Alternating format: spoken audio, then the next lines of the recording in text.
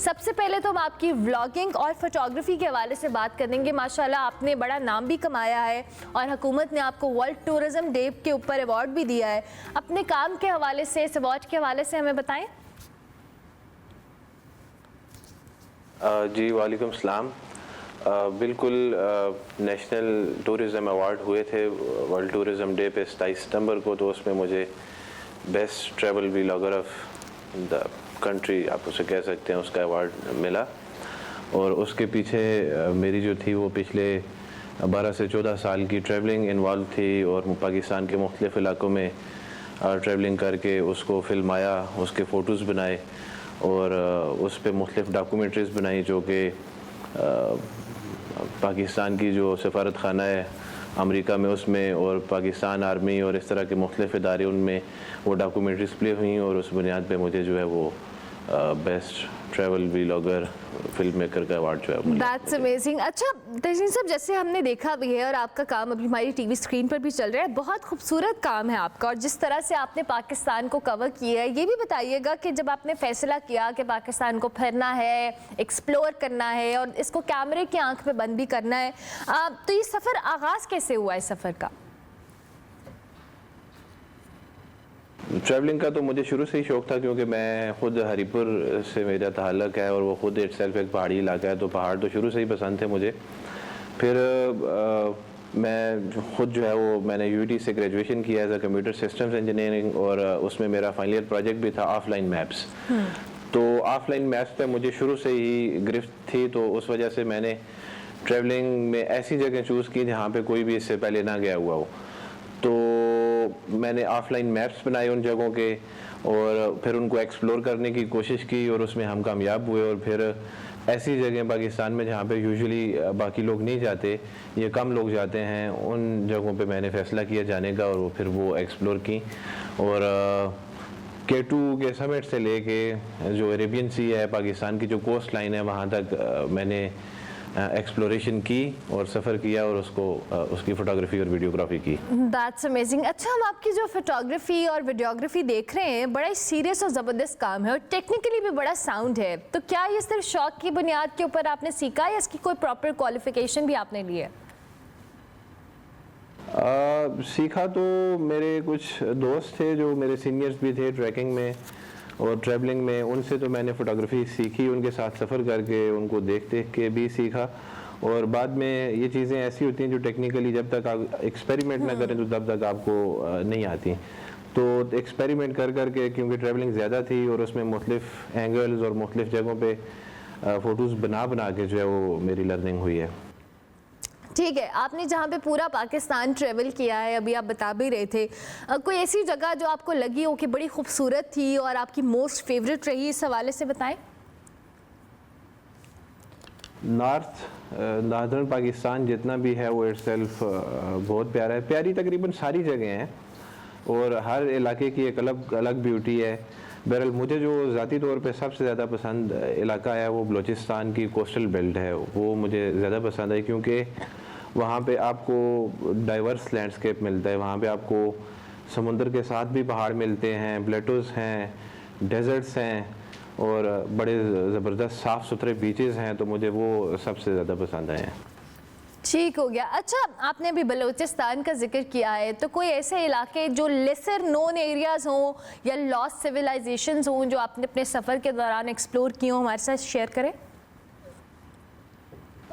मेरी एक्सप्लोरेशंस इस हवाले से काफ़ी रही हैं को जैसे कि मैंने आपको शुरू में बताया कि मैंने ऑफलाइन मैप्स पे काम किया हुआ है, तो 3D मैप्स को देख के, नक्शे को देख के उसके बाद वहाँ पे जगह मार्क करना और उन पे जाना। तकरीबन मैंने कोई 7 से 8 नए बीचेस जो हैं कोस्ट बेल्ट पे वो ख़ुद ढूंढे हैं जो अननेम्ड हैं। फिर इसके अलावा नॉर्थ में कई ऐसी वाटरफॉल्स हैं। हरीपुर में इटसेल्फ जो है वो बड़ी आजकल हाइप क्रिएट है, नूरी वाटरफॉल और बाकी जब की जो 7 वाटरफॉल्स हैं उसकी विजुअल्स अगर आप दिखा भी सकें तो वो मैंने ढूंढी थी। फिर इस्लामाबाद के साथ ये मोनाल के रास्ते से अगर आप हरीपुर साइड पे जाएं जबरी पे, तो नूरी वाटरफॉल जो है वो भी मैंने ही ढूंढी थी सबसे पहले और उसको उसकी वीडियोस और फोटोज़ वगैरह जो हैं सोशल मीडिया पे फिर वायरल हो गई और मुख्तलिफ मीडिया पे भी आ गई। और इसके अलावा काफ़ी कुछ लेक्स हैं नॉर्थ में जो एक्सप्लोर किए हमने, और वो उसके बाद लोग वहाँ पे जाने लगे। That's amazing. अच्छा, मुझे ये भी बताइएगा, आपने कोप एमाई भी की है और आप करते भी हैं, चूँकि कोप एमाई एक ऐसा स्पोर्ट है जिसमें पाकिस्तान ने पिछले 5-10 सालों में बड़ा नाम कमाया है। शरोज़ काशिफ की बात की जाए, नाइला कयानी की बात की जाए, बड़े अच्छे ज़बरदस्त माउंटेनियर्स हमारे साथ हैं इस वक्त। तो आप अपने कोप एमाई के सफ़र के हवाले से क्या बताएँ, क्या प्लान है आगे, क्या करना है और क्या समझते हैं कि माउंटेनियरिंग के शोबे में मज़ीद कैसे बेहतरी ला सकते हैं? कोई पैमाई और ट्रैकिंग दो अलग फील्ड्स हैं। कोई पैमाई में टेक्निकल क्लाइंब और वो चीज़ें इन्वॉल्व होती हैं जो कि सो फार मैंने अभी तक हाई एल्टीट्यूड माउंटेन्स पे कोई पैमाई नहीं की, और जो लो एल्टीट्यूड माउंटेन्स हैं उन्हीं तक गया। तो मैक्सिमम जिधर तक मैं गया वो 5700 मीटर था, गंडोगोरोला। तो कोई पैमाई की अपॉर्चुनिटीज़ की जहाँ तक बात है हमारे मुल्क में, तो अनलकीली हमने तो इसको एज आ स्पोर्ट्स कभी लिया ही नहीं है। अभी पिछले कुछ सालों से ऐसे हुआ है कि लोग इसकी तरफ बढ़े हैं और उसमें काफ़ी लोगों ने अचीवमेंट्स हासिल की हैं कोई पैमाई में। और अगर देखा जाए तो हमारे मुल्क में कोई पैमाई की जितनी अपॉर्चुनिटीज़ हैं, दुनिया के जो 14 पहाड़ हैं जो 8000 मीटर से ऊंचे हैं, उनमें से 5 पाकिस्तान में हैं। फिर 7000 से ऊपर जो माउंटेन्स हैं उनकी हाईएस्ट डेंसिटी जो है वो पाकिस्तान में है। इसी तरह 6000 मीटर से ऊंचे जो हैं वो सैकड़ों पहाड़ हैं। तो कोई पैमाओं की तो पाकिस्तान को कोई पैमाओं की जन्नत कहा जाता है अगर बोला जाए तो। बहरहाल जितनी अपॉर्चुनिटीज़ हैं उस हिसाब से यहाँ पे वो फैसिलिटीज़ और वो प्रोफेशनलिज्म अभी तक नहीं है जो होना चाहिए। ठीक हो गया। आपने एक साल में पाकिस्तान का 39,500 किलोमीटर्स का सफ़र किया है, कैसा रहा है और क्या प्लान्स है फ्यूचर के, क्या सोचा हुआ है आपने आगे? जी 2022 में मैंने मुल्क के अंदर जो है वो 39,500 किलोमीटर सफ़र किया था, जो कि सबसे ज़्यादा एक कैलेंडर ईयर में पाकिस्तान में रिकॉर्ड किया गया। और उसमें मैंने ग्वादर से लेके केटू तक और नॉर्थ से वेस्ट, ईस्ट से साउथ, इस तरह मैंने तकरीबन ही सारे इलाके जो हैं वो घूमे हैं।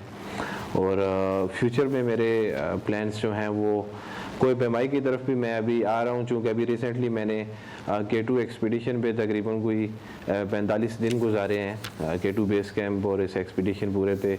और मैं एक एक्सपीडिशन टीम का हिस्सा था, तो उस उधर क्लाइंबर्स को और बाकी लोगों को देख देख के मुझे भी हाई एल्टीट्यूड माउंटेनियरिंग का शौक़ पड़ा। और इंशाल्लाह अगले साल कोई ऐसी पीक हम सेलेक्ट करेंगे जिस पे हम खुद भी जाएंगे।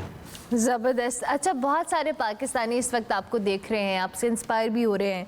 आपको अवार्ड मिला है, ज़ाहिर है आप बहुत सारे ट्रैवलर्स के लिए या जो इस तरह से शौक़ रखते हैं एक्सप्लोर करने का, उनके लिए इंस्पिरेशन है।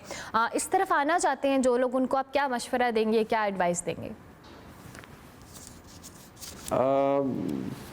पाकिस्तान की में जो टूरिज़म अपॉर्चुनिटीज़ हैं वो बहुत ज़्यादा हैं। बहुत ज़्यादा ऐसे इलाके हैं जो अभी भी अनएक्सप्लोर्ड हैं और जिनको घूमने की और जिनको बाकी लोगों को दिखाने की ज़रूरत है। तो जो लोग पाकिस्तान में ट्रैवलिंग के शौकीन हैं उनके लिए तो मेरा यही मैसेज है कि वो नई जगहों पे जाएं, नई जगहें दरियाफ़्त करें।